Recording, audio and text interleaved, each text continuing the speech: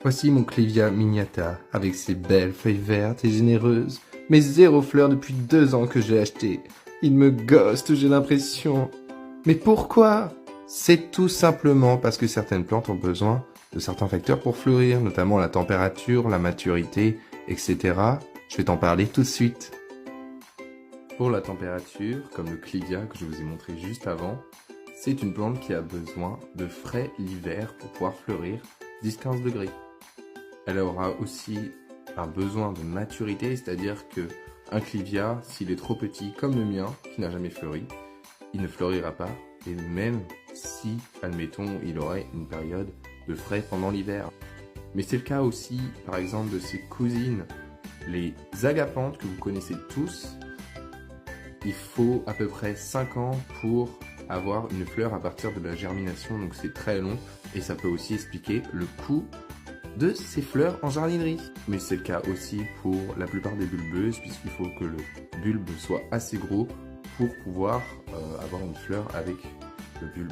Donc c'est le cas de la jacinthe, c'est le cas du lys, etc., etc. Vous avez aussi donc la photopériode, j'en ai parlé, donc ça c'est la durée de lumière et de nuit que vous avez dans une journée. Donc vous avez des plantes qui vont fleurir en jour court et des plantes qui vont fleurir en jour long. Et par exemple en jour court vous avez le chrysanthème, on le retrouve à la Toussaint pour aller fleurir les tombes, etc. Très fleuri parce que effectivement au mois d'octobre, novembre, les jours raccourcissent et du coup ça va déclencher son induction florale.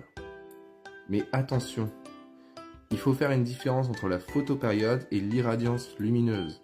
Si vous prenez le cas par exemple de la Phalaenopsis, et oui, la Phalaenopsis va préférer une bonne intensité lumineuse plutôt qu'une période longue de lumière, surtout si la lumière est faible, ça sert à rien.